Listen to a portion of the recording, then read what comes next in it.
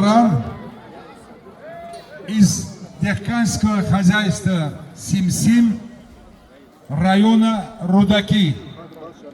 Вот сейчас вы посмотрите, обратите внимание на экстерьер, обратите внимание на ее курдюк. Посмотрите, какой он порода, которая должна использоваться для улучшения генетического потенциала.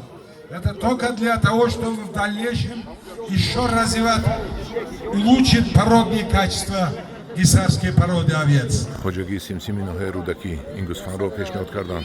Чан кило? Амин як 190. Живая масса. Она уже бровард. Живая масса этого барана, вы видите на экране, 192 килограмма.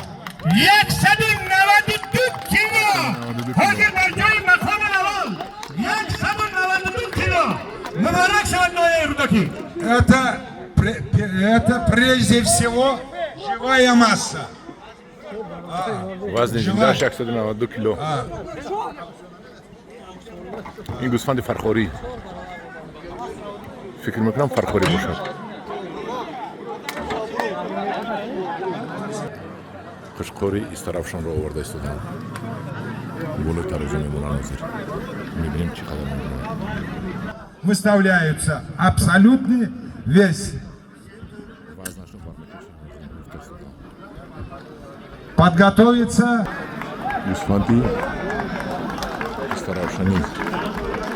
Баран гисарской породы с хозяйства, дехканского хозяйства Зиобобо для определения абсолютной живой массы. Вы посмотрите, пожалуйста, на экран. 152 килограмма. 152 кило. مردم شهر بستانی طرفدار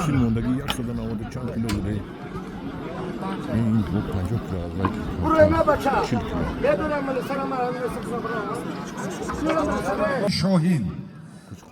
Хозяйство было основано в 2001 году. Руководитель хозяйства Шарифхон Назиров. Вахда. Дехканское хозяйство Давла, города Вахда. این کشکر از وحدت بوده است.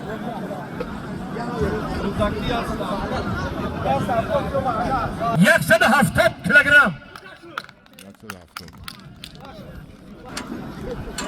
این دنبه کشول بوده است.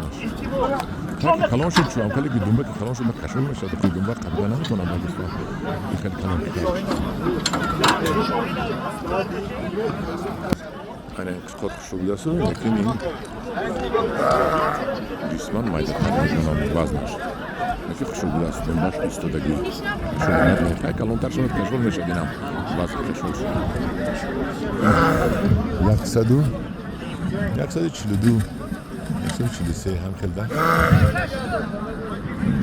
Баран из Дехканского хозяйства Назиров Шарифхон, района Шамшидин Шохин, живая масса 143 килограмма.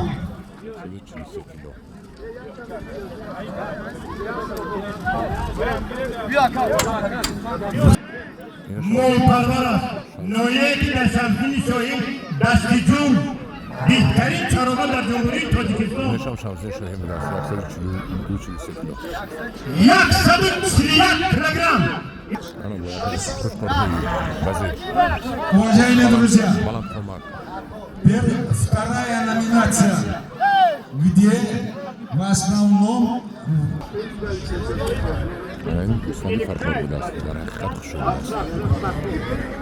племенной баран из Фархарского района. Живая масса 139 килограмм. 139 кило. Ходаги! Зод парвари гӯшанги ишори наҳияи Фархор. Нешаб Фархор дар қадар Фархор кушкорҳои базеби хушрӯи парвариш. Второй баран из того же хозяйства Фархарского района. Это племенной баран. $105 kilogram Lusoni büyümüş. این یوش است این یوش است 105 خوجگی Lusoni barabaran ki az çaroglu bir adam. Az çaroglu tobistona. Bana maraman dolayı çarogluda çalışıyor bakayım. نوحیه وحدت چند کیلو 105 Дорогие друзья, 58 кило нишон представим баран-производитель Дехканское хозяйство Давлат, где он выращен с 157 килограмм Yaksanı panyo haskının. района. Noye verzo. Noye ki tamam olay Cumhuriyet Türkistan. Azgarı noye derse çaroglu bana. Bana. وزنش Яксаду 152 килограмма. Yaksanı panyo 4 kilogram. Zoti isori. Zoti napasını şahrina. Mehmet Roha. Zoti Musoni isori. Zoti Musoni نوحیه şahrina. بردوبچکا خوش کردوش دل شد و یک زود از یک خوجگی شهر وحدت Подготовиться к Чорводору. Сейчас навесам Дехканского хозяйства. Живая масса 128 килограмм. Yaksanı 28 kilogram. 128 خواهد بینه دنباش کشو اینی ورزو خوشی بود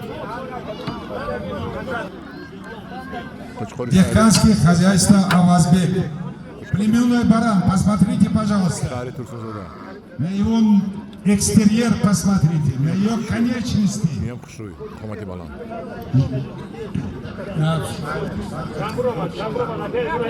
وزنش بینمازی Живая масса 133 килограмм. Yaksanı 38 kilogram. Vazmi zindeyi. Şahri Tursuzzoda. Manatara Baloda. چورواداری ناحیه رودکی من این مردک یک از ترکگرونش که حکمت الله من پشکر ترکگیش Yaksanı 28 kilogram. Xodagi chorvadori noye rudaki ziyoda 3000 sarsı. Ina tamosha mekinیم چند kilogram vazn dora.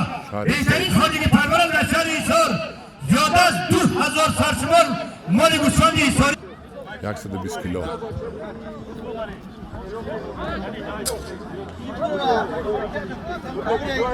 На ее рост посмотрите, на ее взгляд, на красоту. خوشوی خوشخوره میاد در حقیقت خوشخوره خوشوی ناحیه رودکی دنباش Курдюк у этих баранов. Yaksanı 70 kilogram. Живая масса 117 килограмм. Баранья холка достигает высотой до 85 сантиметров, а овцы до 80 сантиметров. شهر وحدت 137 کیلوگرم خوشخوری نهایت وزیر قامت بلند دنباش چهل درست دنباش کشونه قامت بلند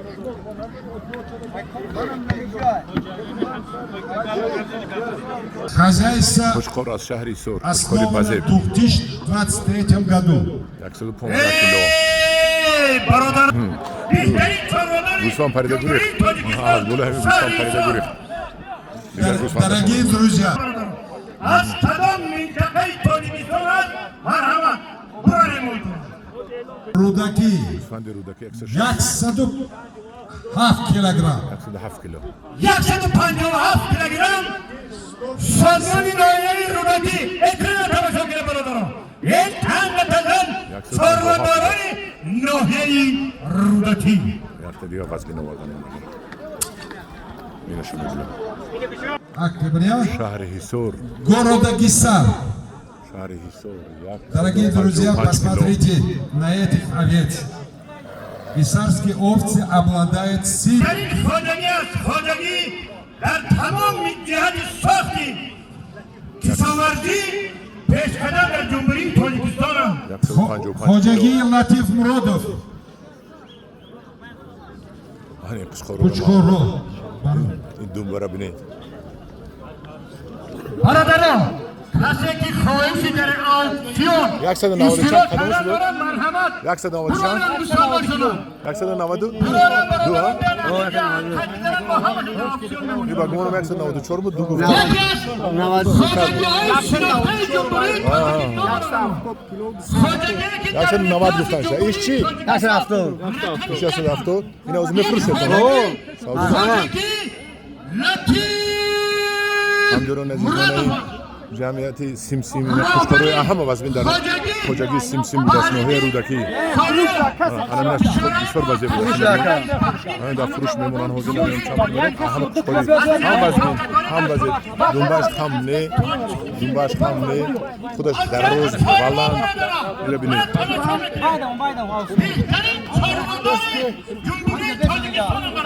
این دیکتاری ما اوضاعش خواجگی بهکومه عزیز جان نوعی شهر نو مرحمت همه بهترین خوشکاری که در همینجا میبینیم این همین است 190 کیلوگرم جلو تر روز اینه